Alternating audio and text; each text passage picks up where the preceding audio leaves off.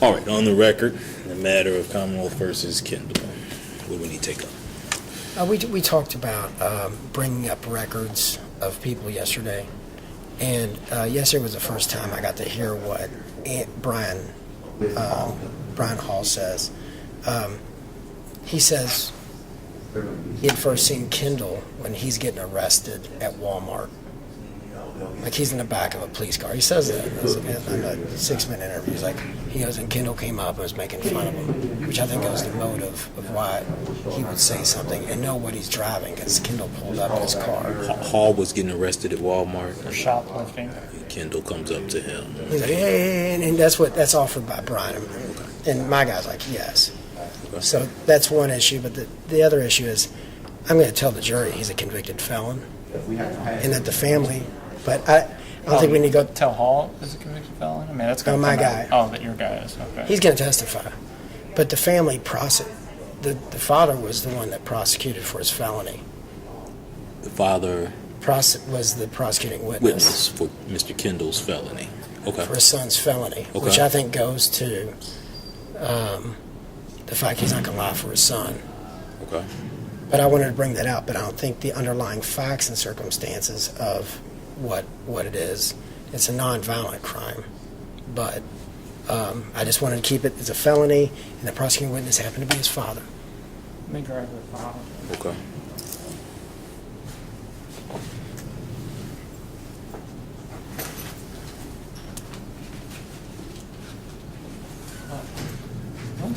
One was his brother and one was his father. I think that.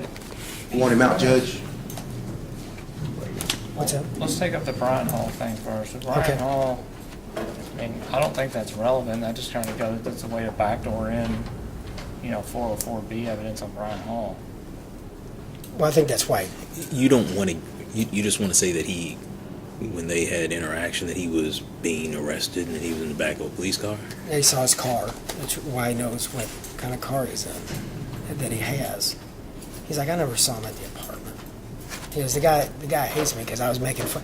And he actually went in, got beer from Walmart. He's come out. He goes, this is what you get, buddy. This is what you, like he's in this guy's face. And the guy says that. He's like, Kendall's in my face talking to me, and But you're not getting into what he was charged with while he was being arrested or anything. I don't have to. I just say he's in the back of a police car, and my guy's. Okay.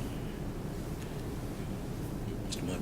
I don't see how that's relevant at all. I mean, number one, it's a way to backdoor in that Brian Hall's, it's more or less money of Brian Hall. He's obviously going to be in custody. Nothing to do with this case, but now it's like, are we going to go through and bring up every interaction of Brian Hall and Mr. Kendall?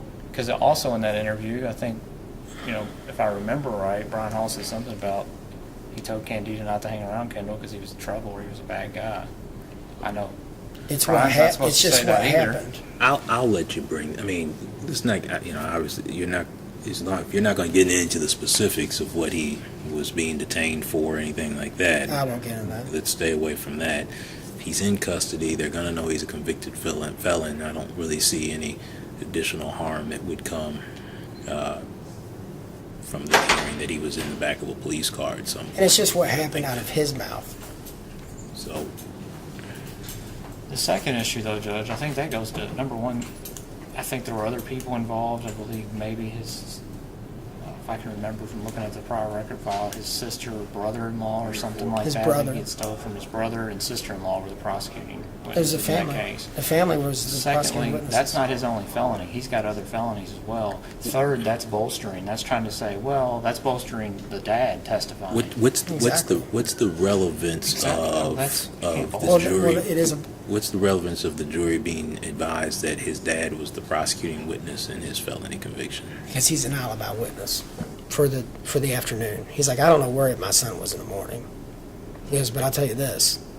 At 5:30 that night, and I've ordeered about it, at 5:30 that night we were painting the bedroom upstairs. And he goes, I remember it to this day. I mean, it's just days after. And he goes, I don't know where he was that morning. But I'm not going to lie for my son. And I tell you this right now, I will not lie for him. If he did something, he needs to own up to it. But that day, he was with us, my wife and I, and we were painting that bedroom. So And we were there till 7:30. when the dad is on the stand, you plan on asking him, you would like to ask him, were you the prosecuting witness? I'm going to say, would you lie for your son? He'd say no. How do we know that? Well, 'Cause you I- can't well, one, prove I've- that by extrinsic evidence. You can't bolster by, I mean, the rules are clear on that. I just said you're bolstering, and you said yes.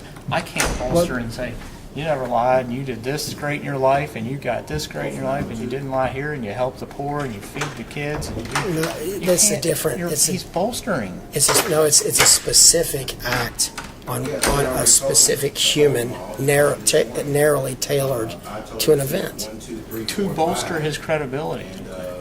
I'll let you inquire, would you lie for your son? No. Which is fine. That's fine, but let's stay away from, when we start getting into, you're the prosecuting witness in a felony conviction, I think that opens the door for them being able to get into more details about that. So if you want to go there, I'm going to allow them to expand upon I want to talk that. about some other felonies then.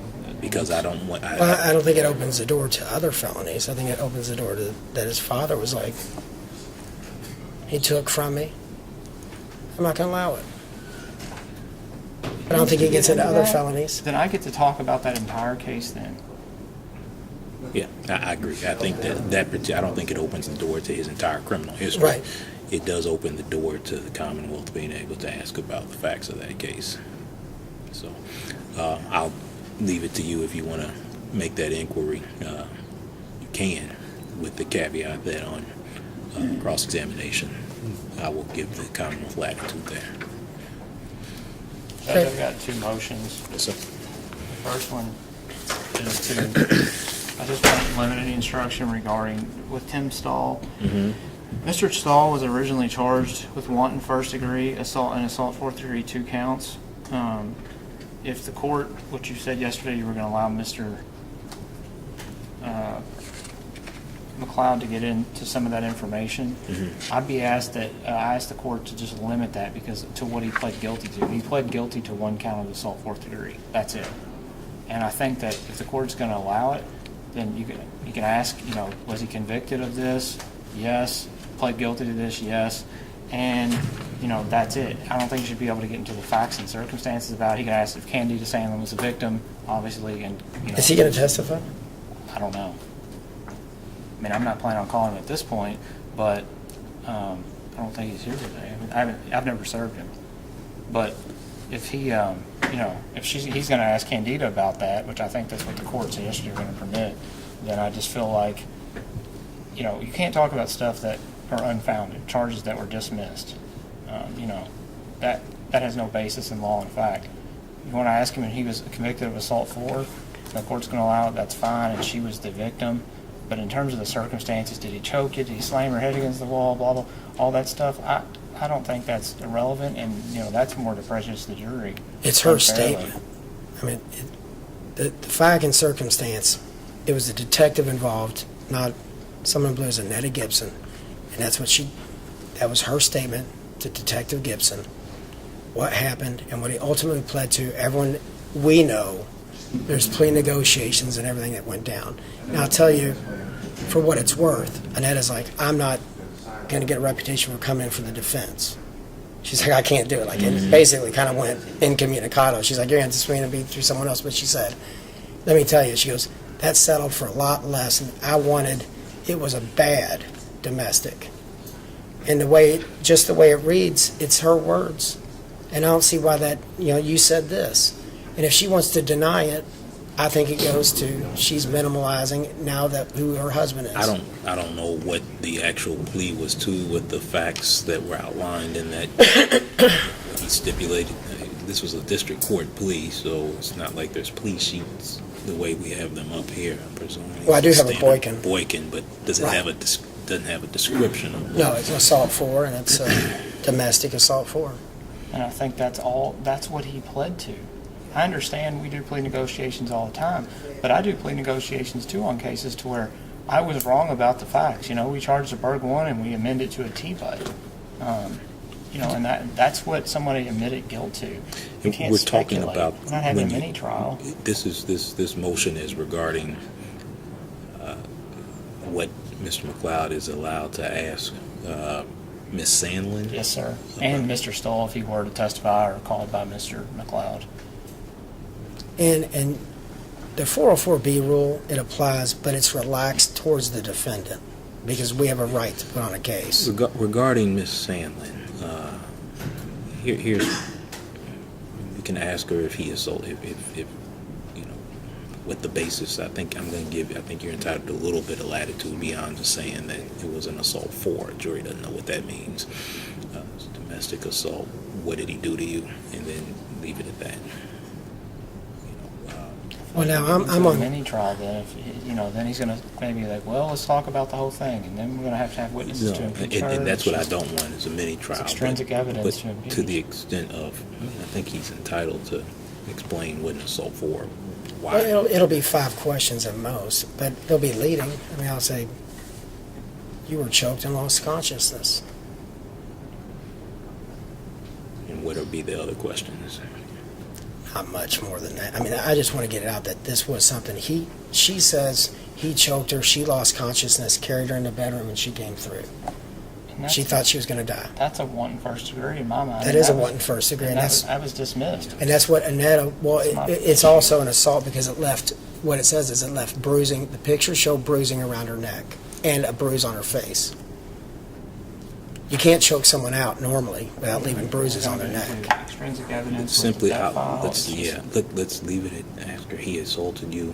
What did he do to you? And then move on from there. We're not getting into, her reading her full statement and I'm not going to read her full statement. I'm just going to say. But I don't want a situation where Mr. Mudd's right. We don't need to be litigating, reopening that case and litigating all of the facts of that case. Ask her what happened. But she'll say, I mean, I don't know what she's going to say. The whole problem is I don't know what she's going to say, and I don't want to go against. Which is fine. But, I mean, there's a difference between asking her what happened. He pled guilty to assault for asking her what happened and you leading her through her statement. Okay. Yeah, I'll ask her what happened, and then I'll shore it up from there. And what if she just says he assaulted me, and that's it? Then that's it. Yeah. You can ask her what happened. You can ask her, did he plead guilty to assault for? What did he do to you? And that's it. What did he do to you? Okay. Yeah, I think that's fair. Judge, my other motion I put on there, and usually don't file this, but I'm just asked to be referred to as Mr. Mudd in front of the jury, and all detectives be.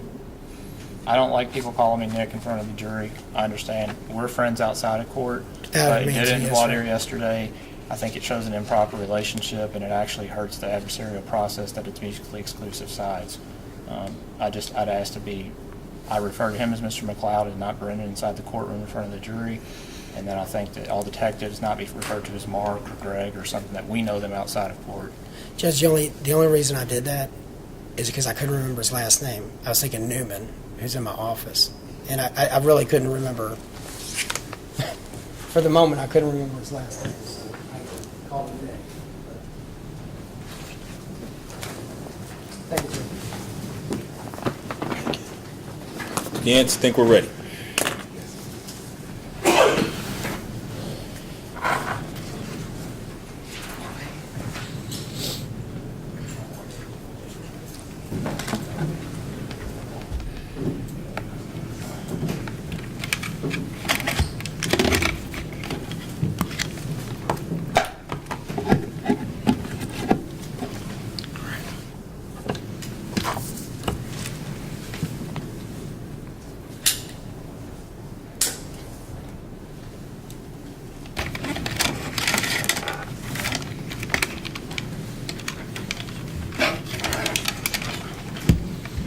They're open plug. They're all full unless one's not taken. There may be one. Can you get it in the last one? See if a zip bag's not in the way. It's a conspiracy time. Get it? That work? Right on.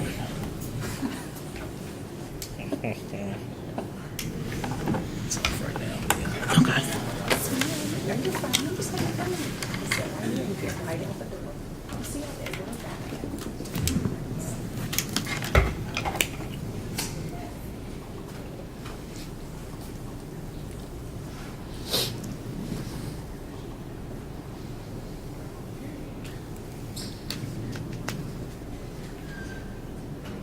No, you're stop it. I'm just having, just tell her I'm just having fun with her. I think she means it.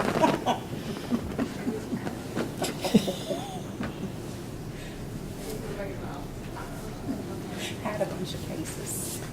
Your notes. Oh, your notes. Yeah.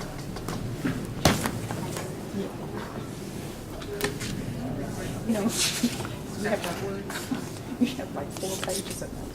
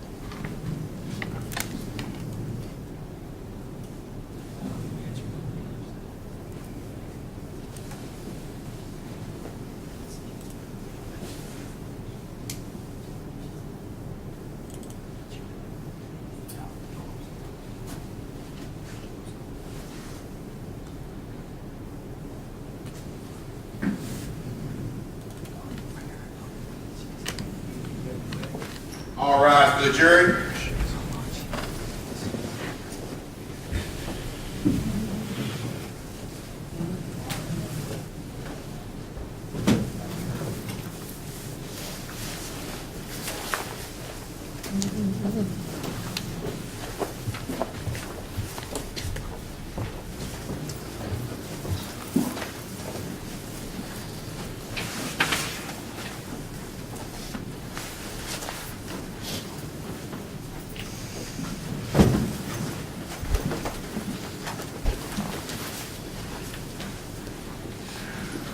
All the jurors present accounted for, Your Honor. Thanks, sir. Everyone, please be seated.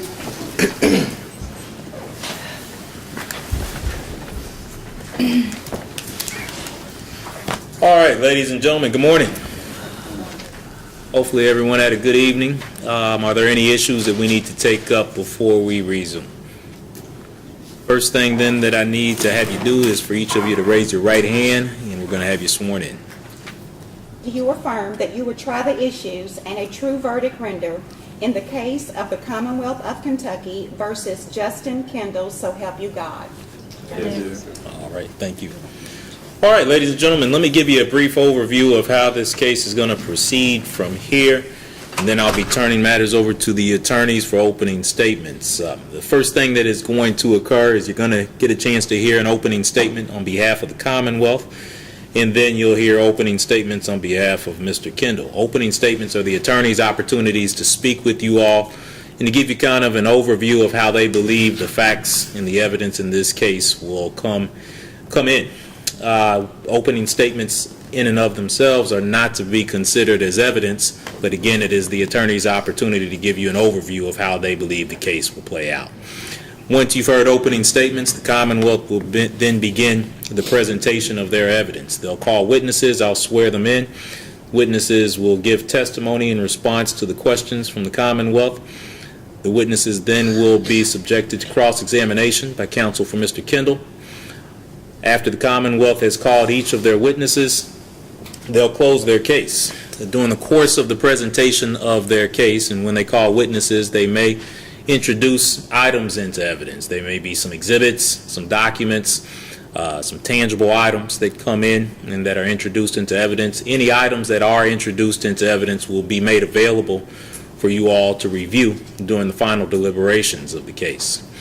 Once the Commonwealth has concluded presenting all the evidence that they believe supports their case, they'll close their case, and at that time, Mr. Kendall will be given the opportunity to present evidence on his own behalf. He's not required to do so, and that the Commonwealth does have the burden of proof in the case, but if he does choose to present evidence, he'll do it in the same fashion that the Commonwealth did it. He'll call witnesses on his own behalf. Those witnesses will answer questions from Mr. Kendall's attorney, and they'll also be subject to cross-examination by counsel for the Commonwealth.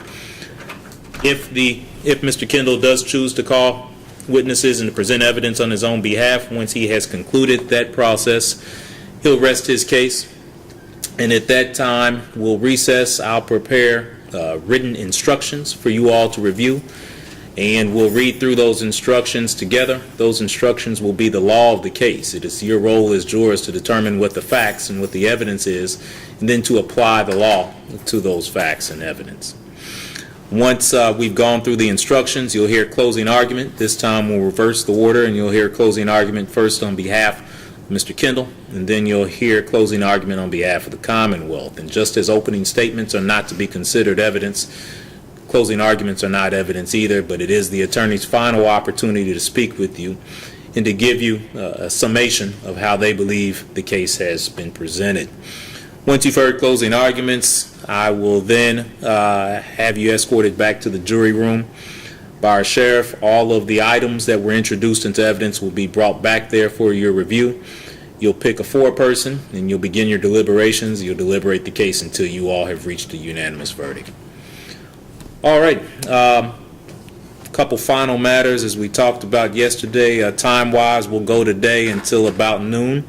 We'll recess for lunch. We'll come back after lunch, and we'll go to about 5 o'clock. So with that, ladies and gentlemen, I will turn matters over and yield the floor. Counsel for the Commonwealth, opening statement. Thank you, Judge. And may it please the court. Ms. Mudd. Closing counsel, Mr. Kendall, Detective Raymer, members of the jury.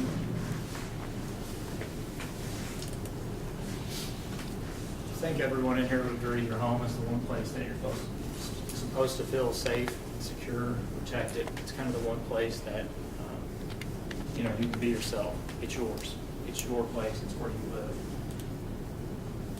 For a single mom like Candida Sandlin, 2 kids, that home was over in Green Tree Apartments off Warrington, and you will hear she lived there, 2-bedroom apartment.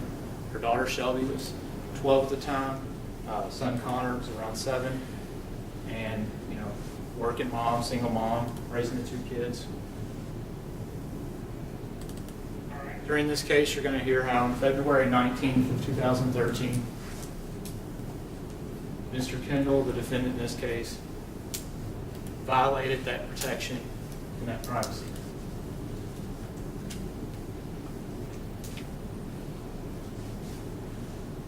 Candida's going to take the stand during this case. I think what you'll hear from her is how about 5:30, 6 a.m. on February 19th,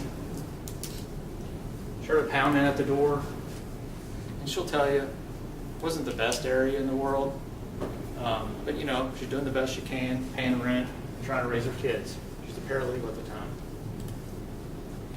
She'll tell you it kind of startled her. Didn't really know what it was, but there's noises around there a lot. People come and go throughout the night. And a short time later, she'll tell you how she heard a crash through the window open. And for a mom with 2 kids inside, her worst nightmare became true. Mr. Kendall walked through the door.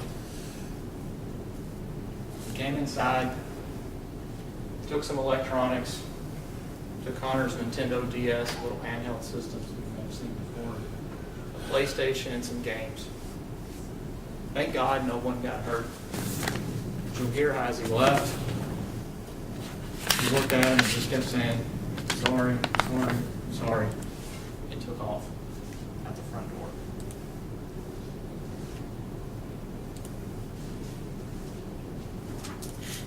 Candida called 911.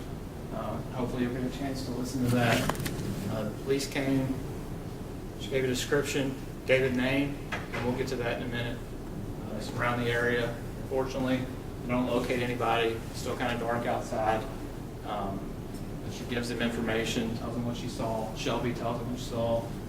Poor Connor, he was asleep the whole time, so he's upset because now his video games are gone, like a 7-year-old would. At some point, the police start the investigation. He gets turned over and assigned to Detective Raymer at some point during that day. They get that information. Police leave, and, Candida's upset. Kids are upset, obviously. Shouldn't have the best relationship with her mom. Her mom's like, you know what, bring them over here. The kid's out here. You don't need to be in there. You need to get out of there. You need to get out of there. So Candida takes the kids over to her mom's, packs some stuff up. They're going to stay there for the night. And she'll tell you how she wanted to go back home just to grab some pajamas for the kids, grab a few other items, take a shower, and just kind of pack up. She's kind of just been uprooted to move to her mom suddenly for the night, out of nowhere. Not something we all normally would expect. And Candida, I think, will tell you that she came back, put some stuff away, thought, well, I'll just take a shower and kind of get ready for the night, head back over to my mom's where my kids are. The last thing she'll tell you that she expected was for a person to return. And what you'll hear is Candida was in the shower. She heard some noise. She's used to the kids coming in and out. The kids aren't there. She hears kind of the vanity area in the bathroom. There's some mirrors. She hears a noise from that mirror. And as she opens the shower curtain, looks out, there's Mr. Kendall with that big piece of mirror and says, "You fucking bitch," and busted over. She pulls the shower curtain.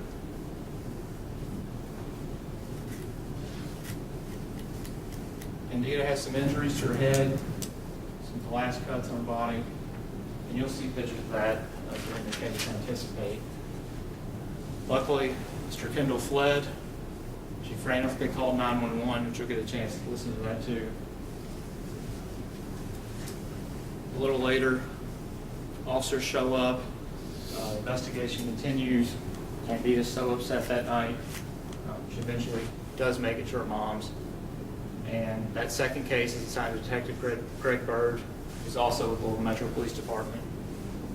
The next day, Detective Bramer and Detective Berg kind of begin into the detective side of the investigation, interview her, and you'll hear how they showed her a photo pack.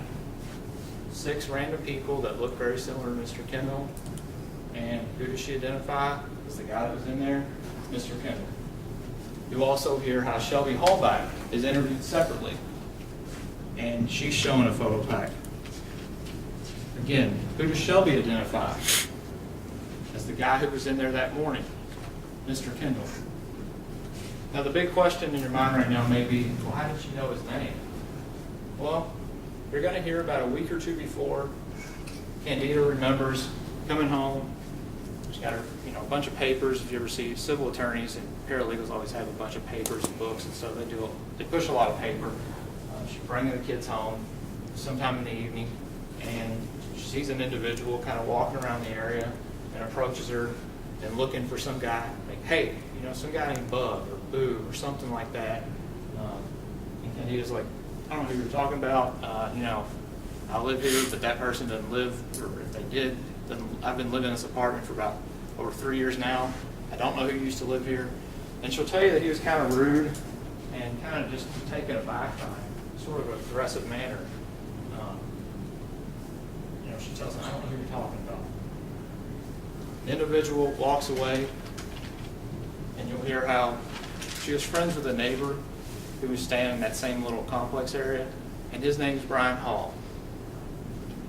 Brian grew up with Mr. Kendall. Knew him from the area before, so they knew each other.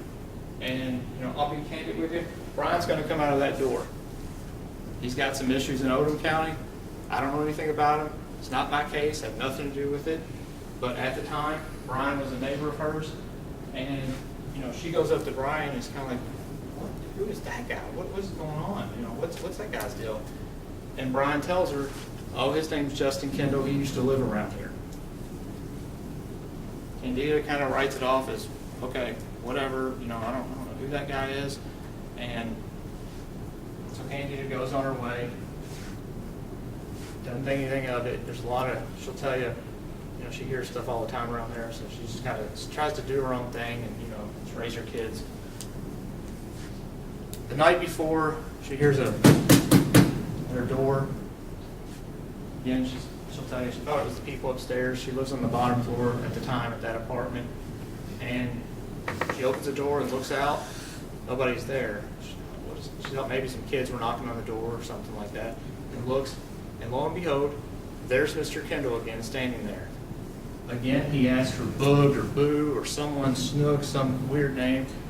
And that's when she tells him, look, I don't know who you're looking for. It's just me and my kids here. The only people that live here. And you'll hear how he told her, well, tell them I'll be back or I'll be waiting here for them.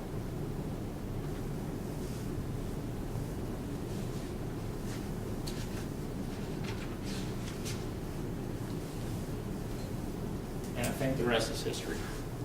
He broke in the next morning and he came back that next night. Now, the detectives got a hold of the case, did interviews of people. Brian Hall was eventually interviewed later on by Detective Berg, and corroborates what Candida said. Mr. Kendall was also located a couple days later. Detectives did an interview with him. You're going to hear a lot about that interview and hear some of the portions. You're going to hear how he matched the description at the time that Shelby and Candida gave. You'll hear what he has to say on that interview in a good portion. You'll hear how, at first when they ask him, hey, look, we want to talk to you about this lady Candy. I don't know a Candy. Don't know a Candy. Don't know her. Then when Detective Berg confronts him with the fact of, look, these people picked you out of a random photo pack. Suddenly, he knows a girl named Candy. Well, I've heard of this girl named Candy, and I know her boyfriend, Tim Stahl. Well, suddenly he's got information. Yeah, Tim Stahl was arrested on a domestic violence violation, and Candy's, I heard she's involved with that. So the detective follows up on that. And guess what? And you'll hear about that. Candy's now married to Tim Stahl. And you can make whatever judgment you want during this trial about that. But there was a domestic violence order in place at the time, and they were to have no contact. And you'll hear about how, about a week before, Tim Stahl violated that and was put in custody and was put on the home incarceration program at his sister's house. But Detective Bramer followed up a little more. He thought, well, like any good detective, he's going to make sure that the facts check out, one way or the other.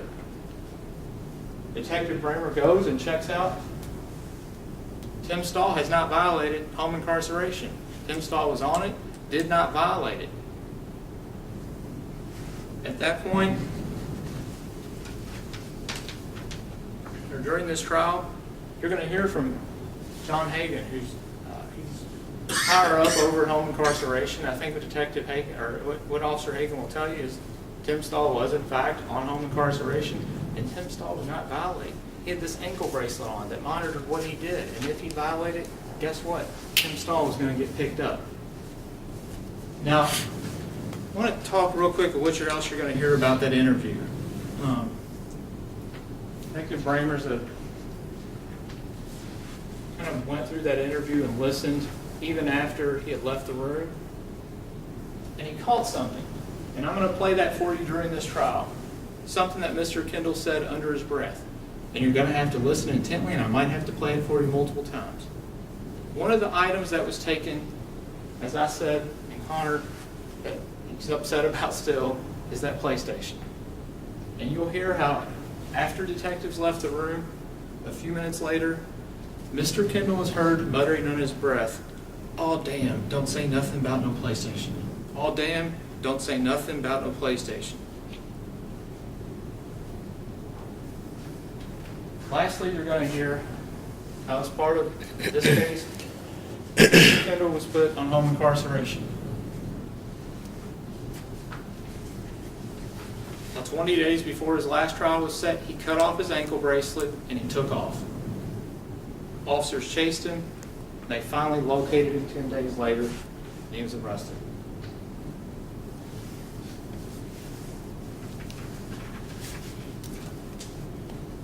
I think all of us agree that we have a right to feel safe in our homes. Nobody in this room disagrees with that. But on February 19th of last year, I think the proof's going to show you today that Mr. Kendall violated that feeling of protection that Candida and our children have. And at the close of the case, I'm going to come back here to this spot, and I'm going to ask you to hold him accountable and responsible for his actions both times on that day. Thank you all very much. Thank you, Mr. Mudd. Mr. McLeod? Yes, Judge, will you please the court? Yes, sir. Mr. Kendall.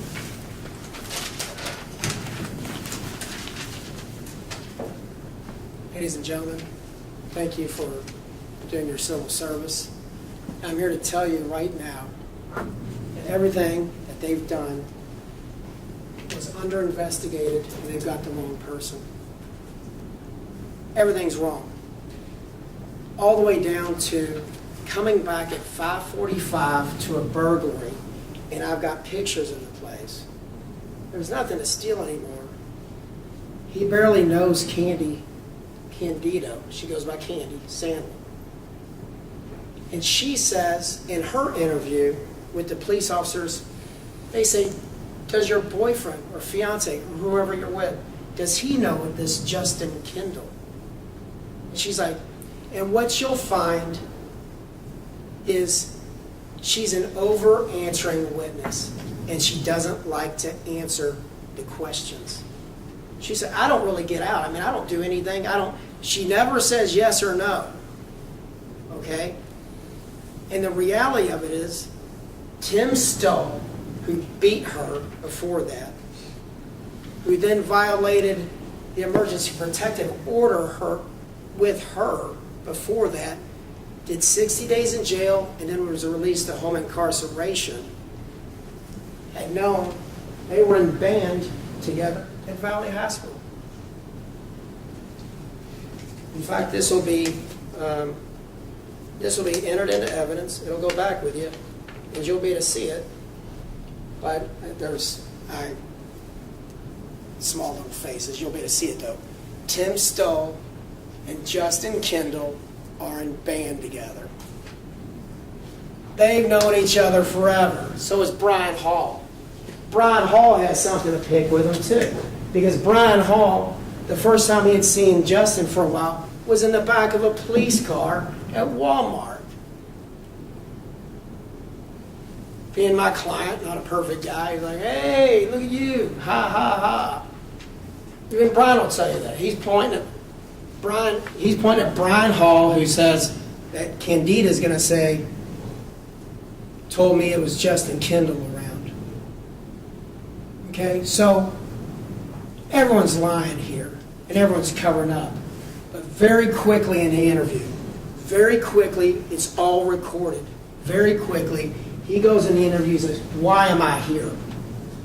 Why am I here? They're like, well, just sign this form. Let's get your Miranda. Why am I here? Am I being arrested? Why am I here? Well, we can't really talk to you. You gotta sign this form, and you gotta give us rights to talk to you. Let's Mirandize you, and then we'll tell you why you're here. Am I getting arrested? Finally, they're exhausted. Like, yeah, you're getting arrested. Sign this and tell us what's going on. He finally puts it together. Something's going on with Candida Sandlin, who he knew, but not very long. And the way he knew it, and they brought it up on home incarceration, and David Hagan, Officer Hagan, will come in here. And he's going to testify that in February of 2013, the home incarceration that we had here was so bad they got rid of it. There's no more records left, anything else. Tim Stoll, who beat up Candy beforehand, had the no contact and is now married with her. He's married to her. Was on home incarceration, and David Hagan would not be to tell you where he was at any given time. Now they're all GPSed. They can follow you like an iPhone. You can follow an iPhone if you ever lost, if you have an iPhone. I don't any longer, but they can triangulate. They can find where you are in Louisville. They can zoom in on you. Back in the day, they couldn't. It was the honor system. You'd call up, you go to work release, he had all these releases. We know that through the court system. But he's going to tell you, I don't know. And what you're going to hear, and I have to tell you this, but my client's going to testify. He's going to come out and tell you exactly what happened. He's going to tell you exactly what happened, and this is what roughly he's going to say, and he can fill in the details. This happened on February 19th. On February 14th, Tim Stoll, Candida Sandlin, came up to Brewski's. He had just happened to be there. He's known Tim Stoll since before high school. He was in band with Tim Stoll. Tim Stoll and Candy sit with Justin, and they're drinking beers at Brewski's on Valentine's Day. Well, on the 18th, he's working. He builds cabinets. He works for temporary service there. Like, they cut him off early that night. He went up to Brewski's. Candy goes up to Brewski's on the 18th. At probably about 10:30, she gets up there, 10:30, 11. I know, single mother. I know it's a tough gig. But she's leaving a 12-year-old to watch a 7-year-old little boy. They're home. They drink and probably till 1 o'clock or so. And he goes home with Candy. He meets the daughter. And the reason you know this, too, you got to put it together. It's so complicated. But once you get the big picture, it's kind of like nailing Jell-O to the wall. But it comes together. The daughter and Candy, who says, I don't know who this guy is, I just happen to, they pick him out of a photo pack, and you'll get the color photo packs. The young girl, the 12-year-old, the 12-year-old picks him out of this photo pack in 4 seconds, and he doesn't look the same. He looks different. You're going to hear he's a convicted felon. They have an old booking. It doesn't look anything like him, but she picks him right out. And the reason is that night when they got home to Candy's house on Torrington, he went in welcomed. He went in with Candy. At that point, he had met her through Tim Stoll. He didn't know they were an item. He's like, Tim's a player. He's out there. He didn't know this was a special lady to him. He just thought it was someone he was up there with that night.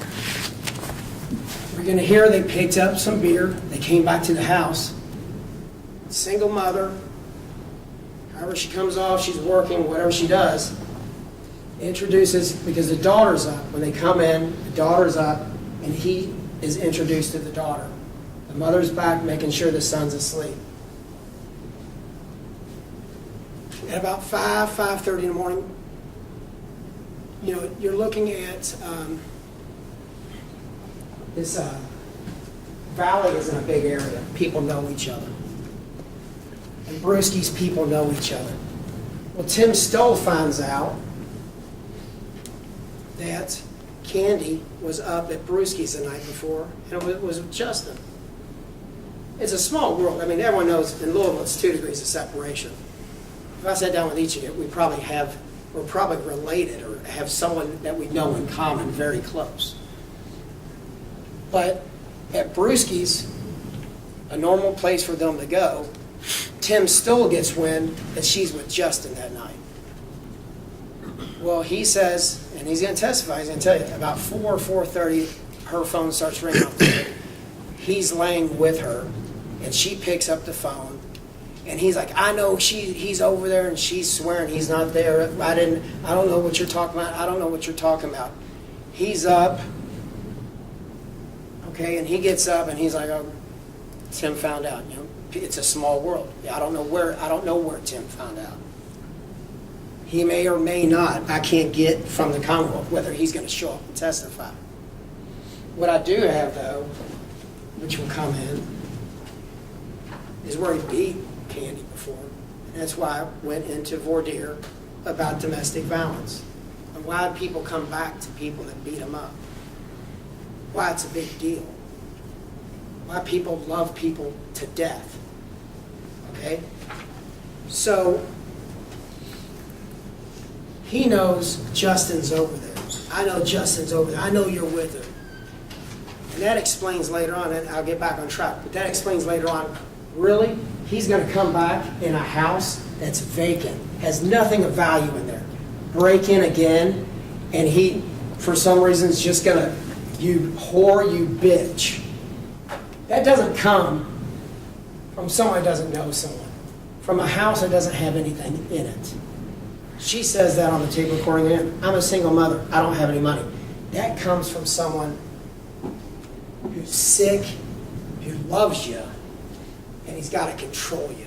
And that's the domestic violence part of it. And that's why he doesn't know anything about it. He's there that morning. He can't take himself from that morning. And he's going to tell you, because we picked up, we were drinking, we were drunk, we were doing methamphetamine. Nothing good's going to come. I mean, I'm telling you, it's a dirty hands case. But the bottom line is, he didn't beat or hurt Candy. The person who loves her did. And there's an alibi witness. Her parents, Justin's parents, he got home from a long night. He's out with Candy all night. Maybe 8:30, he sleeps like 8:30 or 9:30. His mother, his dad gets off work at 3:30, and they paint the bedroom, their parents' bedroom, until about 7:30. He goes to sleep and crashes. He's done. He was out all night the night before. They bring him into the police station. They rush up on him.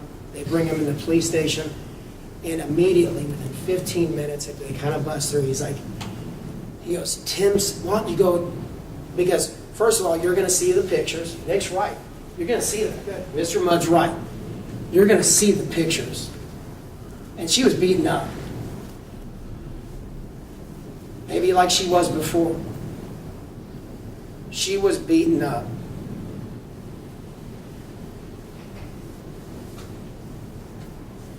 And the fight was on. And when they have, 2 days later, Mr. Kendall in the police station they're interviewing, no marks anywhere. Like, well, she said she was fighting. She was fighting. Like, she put up a fight. Can you see your hands? Can you see? He's like, there's nothing there. I don't know what you're talking about there. I didn't beat any woman up. But what he will tell you is that when that phone's ringing off the hook, she answers the phone. It is Tim Stoll, and he is livid. He is angry. He knows he's there. I know he's there. At that point, that's when the releases kick in. He can't get out. You get work release, you got to send in schedules. We'll get in this with Hagen. You got to work for a company with a tax ID. And they call in, they say, okay, well, you got till this amount of time, you got transportation time, you got whatever. They don't monitor where you are.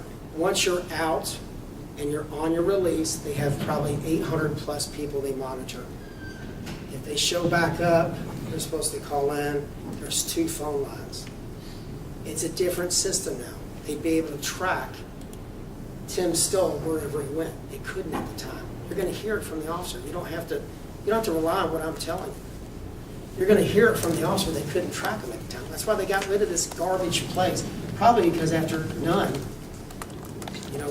Steve Nunn killed his fiance. They brought in the GPS system.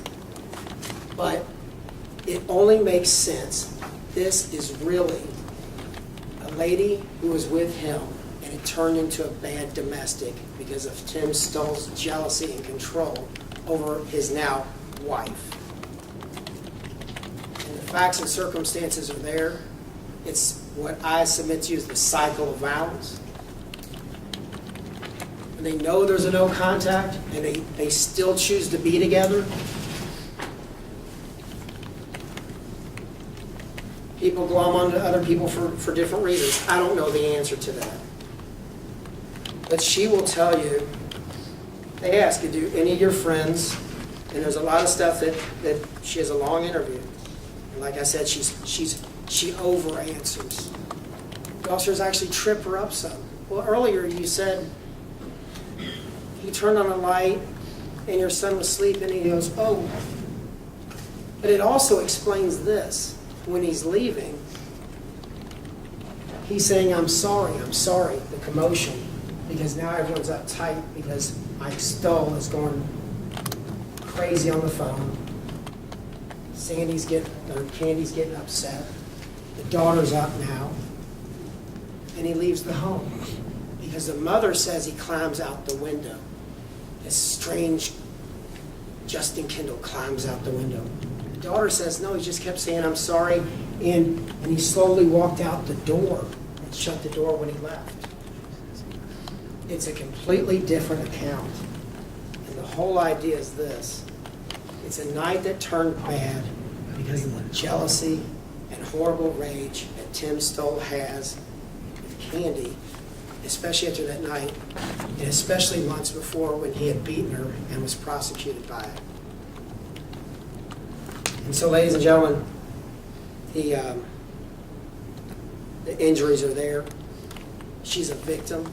She's a victim in any number of ways. She's a victim because she's a single mother. She's a victim because she found an absolute scumbag that she ended up marrying that we might not get to see. Absolute garbage that they won't produce. I just found out yesterday that they were married. But I went out to Torrington. It is a bad neighborhood. But what you're going to see, Brian, Brian Hall, all these people, it's all dirty hands. The true victim here is Candy, but the true perpetrator, once again, is Timothy Stoll. And it's a cycle, and it only makes sense. I'm going to leave it at this because I don't want to beat into it because I can tell everyone's going to be, you guys are going to pay attention, and that's great because it's in the detail. It's in the over-answering. It's in the slight. It's in the fake crying, I think, the feigning. Like they talk about on TV. Yeah, they were crying on TV, but it was weird. There was no tears. It's always weird when someone's like, and then and this happened, and there's no tears, and you're wondering like, that's weird. You know, you're crying, but there's nothing happening here. I mean, it's kind of part and parcel if you cry. Well, the 911 call that night, you can judge for yourself and make a determination of what you think is going on there. And not only that, but one thing that she says was taking the PlayStation, the DS. She says she's pawned the DS before because she needs money. I've seen nothing. The detectives didn't do anything about it, and I'll shore that up as well. But she's had to pawn her son's DS before to get gas money and this type of thing. But her cell phone was always there. And she could have called 911. She even says in the bathroom, she takes the phone into the bathroom with her. It makes no sense at all that he would come back and hurt Candy. It makes complete sense that a jealous fiance, Tim Stoll, comes back later on and says, last night, I don't believe a thing you said. I've done it before, and you're going to get it. And that's what happened. It's what happened, and we're going to testify. Everything's going to come out. I'm not going to hide anything from you. And that's what happened, and I'm convinced at the end of this, when I come back, I'm going to ask you to find not guilty. And what I will do is I will put in the work and I will help. It's not my case to prove, but I will help prove that he's innocent and ask you to find him not guilty at the end of this trial. Thank you for your time. We approach briefly, Judge. Yes, sir. Thank you, Mr. McLeod.